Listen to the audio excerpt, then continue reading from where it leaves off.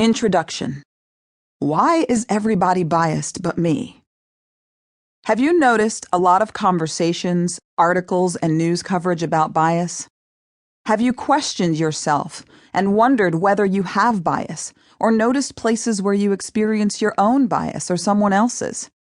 Are you looking for ways to recognize whether bias is getting in the way of your relationships or your success in the workplace? If so, we can help. Human bias is a fact of life. It is an annoying and frustrating part of life.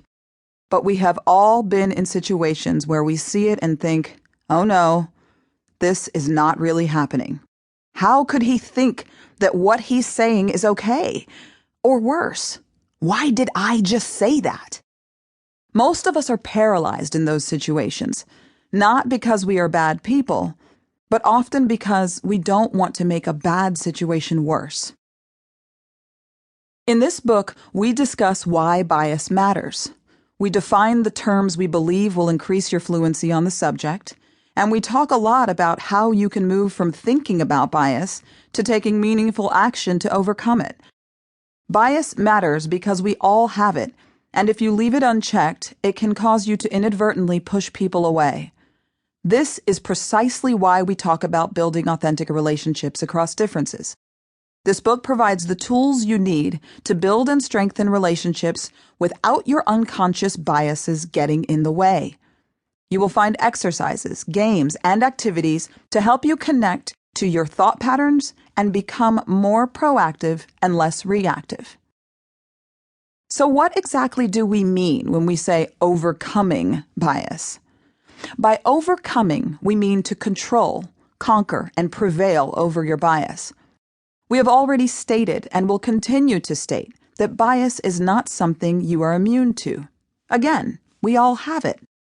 One way to overcome bias is to control it instead of letting it control you. Think of it as curbing a bad habit, just like, say, smoking or eating too many sweets.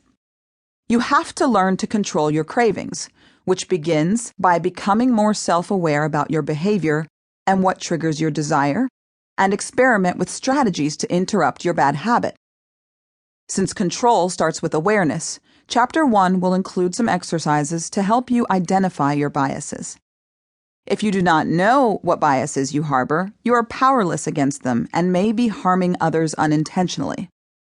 In this case, ignorance is not bliss. Ignorance is privilege.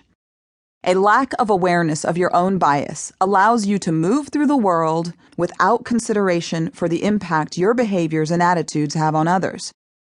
Privilege is not a dirty word. It is simply something that works in our favor, an advantage of sorts.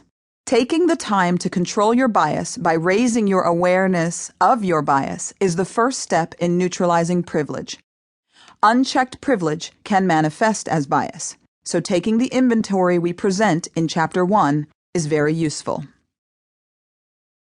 You can conquer your biases once you know what they are and accept whatever implications they may have in your life and relationships. Some may balk at the idea that you can actually conquer your bias, but we disagree. Here's what we mean.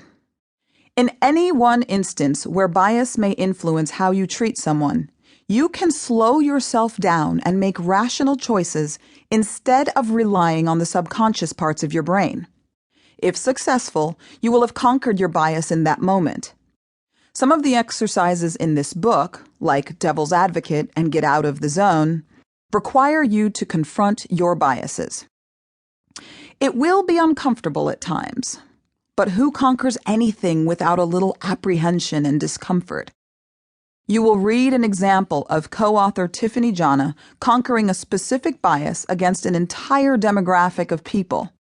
It took building an authentic relationship with someone from that demographic to help her identify and control her bias. Over time, she was able to conquer that particular bias and move on to identifying other areas for self-improvement. She conquered her bias about a whole nation of people when she made them part of her in-group. Finally, we argue that you can prevail over your bias through sustained, lifelong effort. Think of the difference between conquering and prevailing like this.